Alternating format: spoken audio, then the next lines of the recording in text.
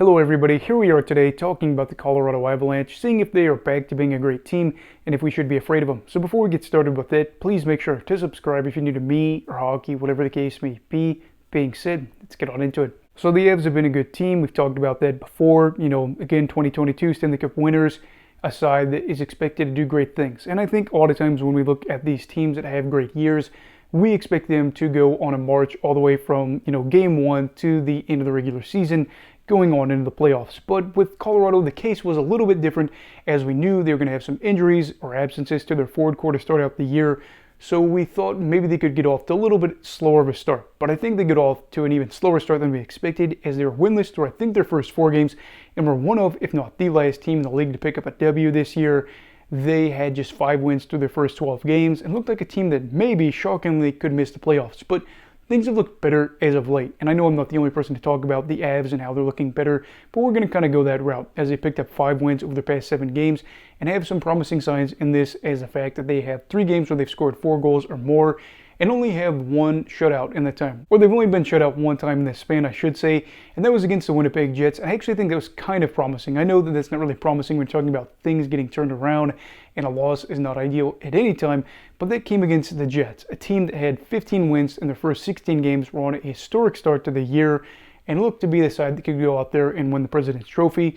So losing by 1 goal to the Jets team that you beat in the playoffs last year really isn't a bad look in my eyes, even though they didn't pick up a goal in that span. Then their other loss was a 5-2 loss to Washington. I think that that's not that big of a deal. You're going to have losses on any given night in the NHL. 5 wins in 7 games and only 2 losses against some teams like, Winnipeg, we've already talked about, and Washington being a team that got off to a good start. That's fine by me. And they've had 4 games where they've allowed 2 goals or less in that span. So on the defensive end, things look pretty good there. They have a good expected goals against per 60, and it's promising. Scoring a decent amount of goals and not allowing a decent amount of goals, as I'm stumbling along the way here, are good things for a team that is trying to get back into the playoff conversation. And there's even more good news too, as Valeri Nichushkin is back in their lineup. This is a weird situation. We're not going to really dive on into the weeds too much here, because again, this is where things kind of get a little bit hairy. But Nichushkin's back, and he is a really good player that Colorado missed. He's been a player that's been averaging nearly a point per game over the past couple of years, and comes at a point where the Avs have a lot of injuries and are dealing with a lot of absences from their forward core, Nichushkin being part of that, but he steps up in a big way, and I think is going to be helping not only as a player that is returning, but as a guy that could provide major relief to those stars. And I think when you're looking at some of these other players that are playing a lot of minutes, that are having to carry a lot of that offensive load, it probably is a little bit of a breath of fresh air, not only to get a guy that's back in the lineup that you've played with before, but knowing he might be able to contribute to, a big opening period where you can take your foot off the gas a little bit, get a little bit of a break in that night, and then pick up a comfortable W. That is something that would be really nice when you're trying to, again, pursue getting back to the playoffs. Nichushkin is certainly a guy that can go out there and have maybe a 35-goal season or more and contribute offensively in this end. And I just think is making the second line especially look more dangerous, and this top 6 look a little bit more recognizable when you're looking at some point in this year, seeing a lot of these absences, seeing these red boxes online, and seeing all these guys that are out and saying, how is Jared Bednar doing this? How is he going to be dealing with all these things? Instead now, Jared Bednar is probably saying, thank goodness Valeri Nichushkin's back, and we could be getting even more reinforcements coming soon. Some of the other forms of reinforcements would be, of course, Ross Colton. Colton, we talked about in a video a little bit earlier in the year. I think it was about players that had to go off the fantastic starter could have career years. Ross Colton might be in this situation, player that's already scored 20 goals or more in his career. He is very close to averaging, I think, a goal per game before he broke his foot. Now, the good news with this is he's already been out for 3 weeks, and his earliest return date would be about 3 weeks, which is not too far out. And then the furthest is 5 weeks. Maybe things get pushed back a little bit there, but in a good world, you're seeing him return at the very latest sometime at the end of this year, and you would see guy averaging about a goal per game, player that's been a huge player for you, and Nichushkin before, already in the lineup. That would be 2 big-name players, or at least big contributors, coming back to the team when they could really use some help as they are starting to get their groove back. And there might even be some more guys that could be coming back at the end of the day in their forward core. I don't really know what's happening with Gabriel Landeskog. Again, I hope he plays at some point, but I am worried about what his actual return will be and if he'd be able to play at that level again. But getting him back in the lineup, I think, would just be kind of a positive, and it would just be one of those deals where there's a lot of good things rolling this way for Colorado, getting Nichushkin back, getting Colton back, and then Landeskog, after not playing for so long, being the face of the franchise, or one of those guys that you just know has been through so many years with this team, would be a big jolt, I think, for everybody. Now the question is, are they back to being a good team, and should we be scared of them?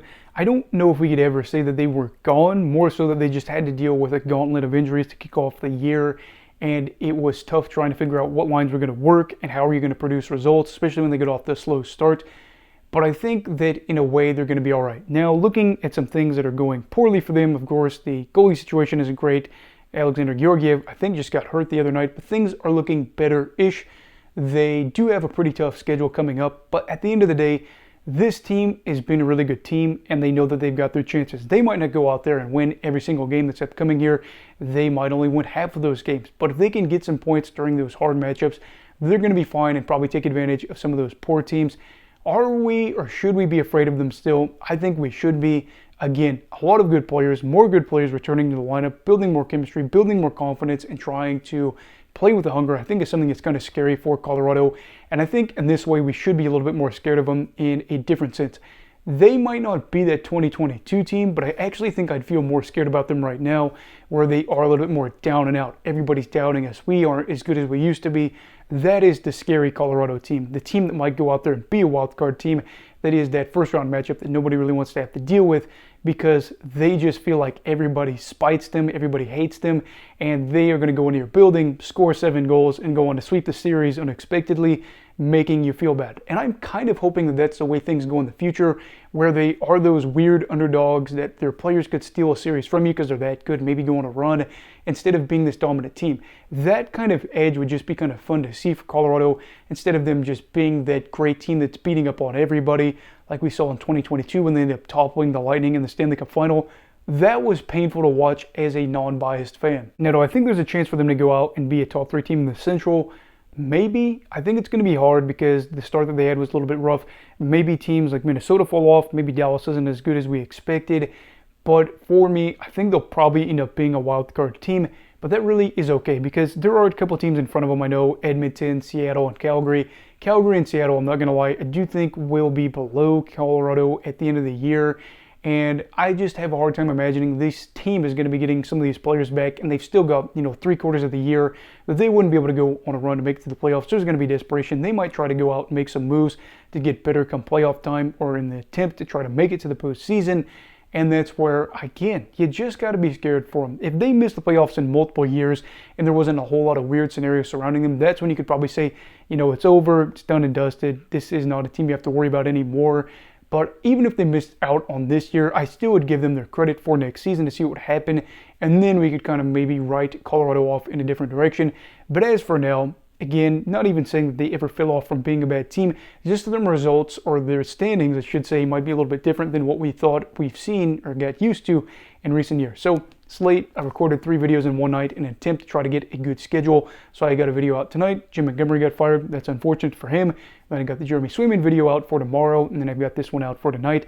Or for Thursday, excuse me. So I do apologize if things are all over the place, but you know me. I love talking about hockey, and I just want to get as many videos as I can out to you guys. So anyway, what are your thoughts on the Colorado Avalanche? Have they lost their status as a good team? And are they still a team that's worthy of being afraid of? Let me know that stuff down below in the comments. Also, please make sure to like this video if you enjoyed it. Subscribe if you're new. Everybody stay safe. Have a great night. And you go love hockey, all right? Goodbye, Brigadiers and Brigadettes. This is your captain signing off. Have a great night.